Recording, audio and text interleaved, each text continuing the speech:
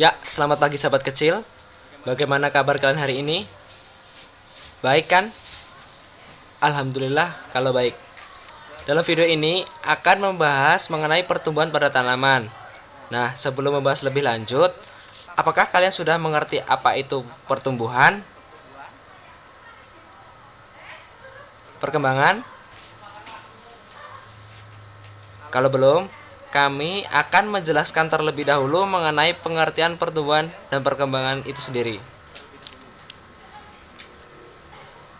Pertumbuhan adalah pertambahan jumlah, ukuran, dan volume sel yang bersifat irreversibel atau tidak dapat kembali ke bentuk semula.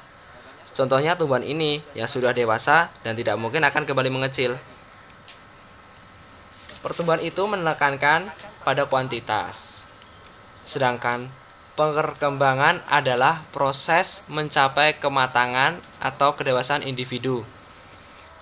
Perkembangan tidak berbicara mengenai kuantitas, tapi berbicara kualitas sel, di mana kualitas selnya bersifat reversibel atau dapat kembali ke bentuk semula. Perkembangan, dalam bahasa Inggris germination, merupakan tahap awal suatu pertumbuhan. Khususnya adalah dalam hal ini tumbuhan berbiji yang akan kita bahas lebih lanjut.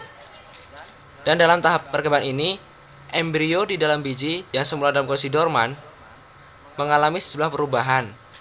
Perubahan itu merupakan perubahan fisiologis yang menyebabkan ia berkembang menjadi tumbuhan muda. Tumbuhan ini disebut dengan kecambah. Sudah mengerti kan apa itu pertumbuhan dan perkembangan? Kalau sudah, mari kita bahas lebih lanjut mengenai pertumbuhan pada tanaman dalam video ini. Selamat menikmati. Perbedaan antara pertumbuhan dengan perkembangan. Pada pertumbuhan dapat diukur dengan cara kuantitatif karena mudah diamati. Ada perubahan jumlah dan ukuran. Kemudian pada pertumbuhan dapat dinyatakan dengan angka, grafik, dan sebagainya. Sedangkan pada perkembangan tidak dapat dinyatakan secara kuantitatif, melainkan secara kualitatif, karena terjadi perubahan menuju tingkat kedewasaan atau pematangan organisme.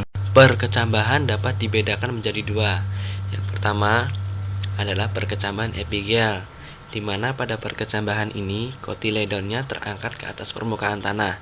Kemudian yang kedua adalah perkecambahan hipogel, di mana kotiledonnya tetap tinggal di dalam tanah. Kemudian ada beberapa faktor-faktor yang mempengaruhi pertumbuhan dan perkembangan tumbuhan. Di antaranya yang pertama adalah faktor internal atau faktor dari dalam.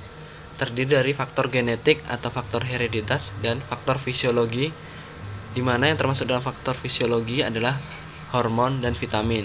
Selain ada faktor internal, juga dipengaruhi oleh faktor eksternal atau faktor yang berasal dari luar. Faktor-faktor ini terdiri dari temperatur, cahaya matahari, nutrisi, pH, air, dan oksigen. Untuk memahami pertumbuhan kecambah secara lebih mendalam, baiknya mari kita lihat percobaan pertumbuhan kacang hijau berikut ini. Sebelumnya, percobaan ini bertujuan untuk membandingkan pertumbuhan biji kacang hijau di dua tempat yang berbeda, yaitu yang satu di tempat terang dan yang satu lagi di tempat yang gelap. Bagaimana hasilnya? Mari kita lakukan percobaannya saja. Untuk melakukan praktek tersebut, diperlukan beberapa alat yang harus digunakan. Yang pertama yang digunakan adalah toples sebanyak 2 buah.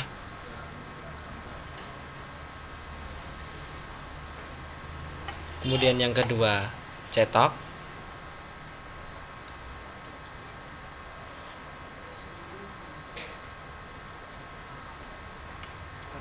Kertas.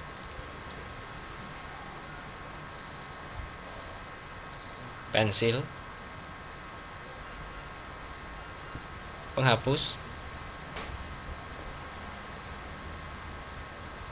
Dan penggaris.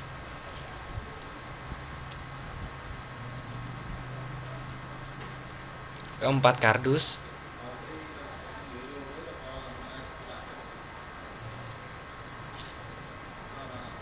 Lidi.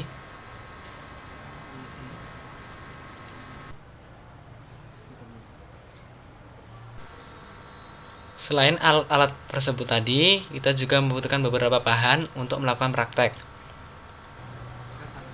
Bahan yang pertama yang diperlukan adalah biji kacang hijau secukupnya, tanah secukupnya, dan yang terakhir bahan yang diperlukan adalah air.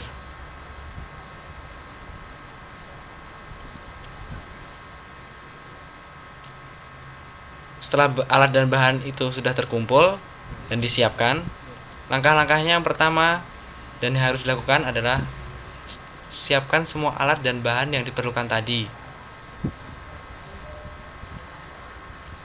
Kemudian yang kedua, merendam biji kacang hijau yang akan ditanam selama 8 jam dengan air. Tuangkan air secara perlahan agar tidak tumpah.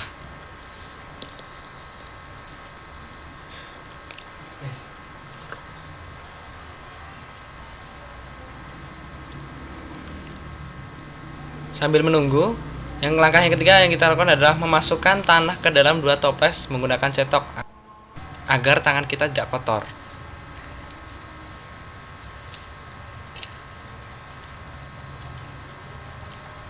Masukkan secara perlahan hingga tanah itu dapat kita gunakan untuk menanam biji kacang hijau.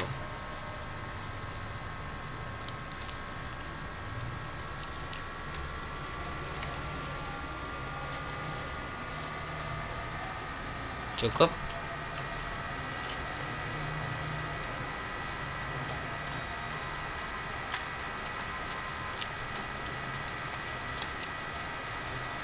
Nah, ini adalah gambar biji kacang hijau yang telah direndam selama 8 jam. Ke langkah yang keempat, mari kita menanam 10 biji kacang hijau di masing-masing toples. Jadi, tiap toples berisi 10 biji kacang hijau. Dalam menanamnya kita harus menanam secara menyebar, jangan terlalu berhimpitan.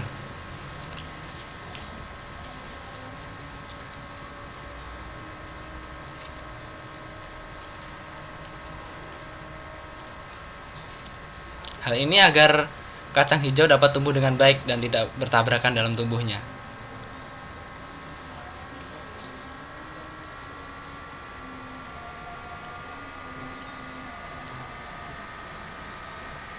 Langkah yang kelima, tandailah masing-masing biji kacang hijau yang telah ditanam tadi dengan lidi yang masing-masing lidi sudah diberi label nomor untuk setiap biji kacang hijau yang ditanam. Karena ada 10 biji kacang hijau, jadi labelnya harus ada 10.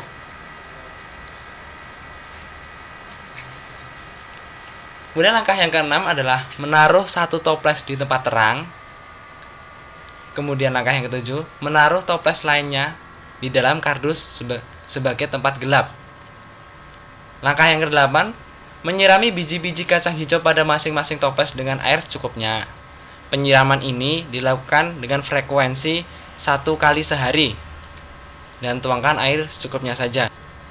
Jangan terlalu menggenang airnya.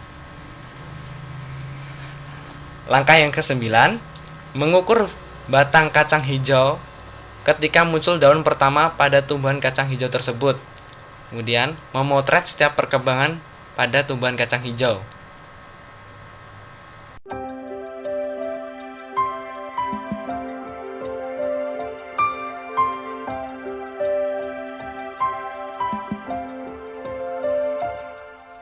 Once upon a time, ada sebuah bintang yang bersinar terang di hatimu. Ku akan datang lagi menjemputmu dengan cinta. Kan ku bagikan semua bintangku. Ini adalah VT bagaimana pertumbuhan kacang hijau itu sendiri di dalam tanah.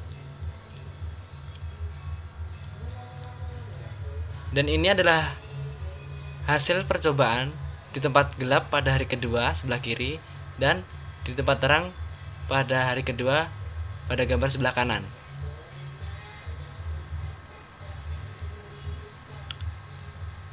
Ini adalah video lanjutan dari video sebelumnya, bagaimana kacang hijau itu tumbuh sampai keluar daunnya. Pada hari ketiga, perhatikan pada hari ketiga hasil praktek ini. Sebelah kiri tetap pada tempat yang gelap dan sebelah kanan di tempat yang terang. Coba Anda perhatikan bagaimana pertumbuhan itu. Tiba sampai ke hari keempat, dan ini adalah hasil pada hari kelima.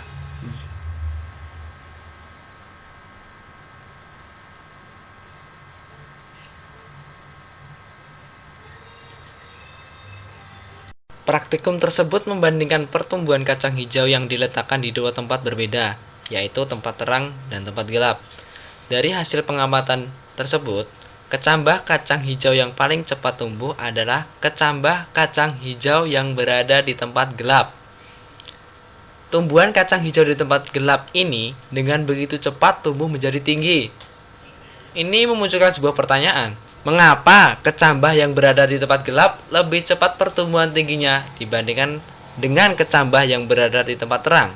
Dapat kami jawab, faktor yang menyebabkan kecambah kacang hijau di tempat gelap lebih cepat pertumbuhannya dibanding kecambah di tempat terang adalah adanya pengaruh dari hormon auksin.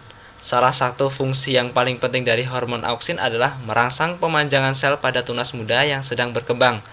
Hormon auksin dihasilkan pada bagian koleoptil atau titik tumbuh yang berada pada pucuk tumbuhan.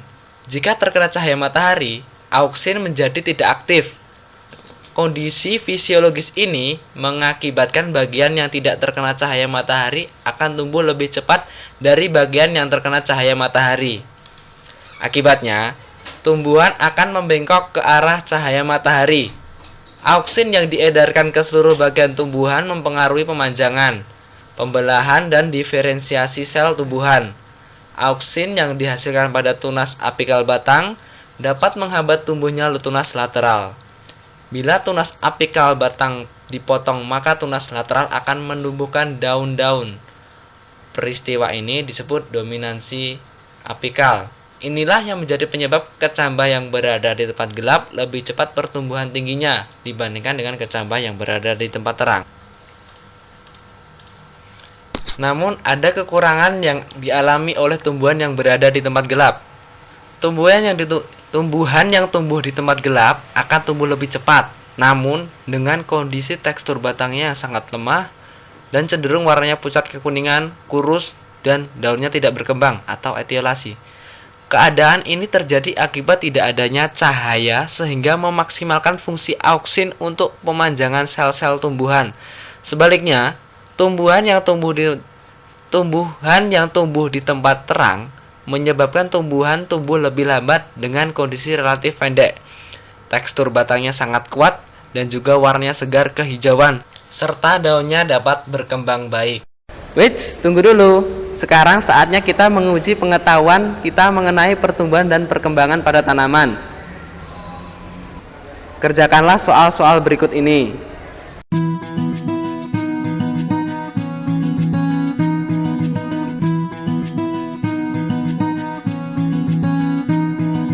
Kau begitu sempurna, di mataku kau begitu indah. Kau membuat diriku akan selalu memujamu. Di setiap langkahku, ku kan selalu memikirkan dirimu. Tak bisa ku bayangkan hidupku tanpa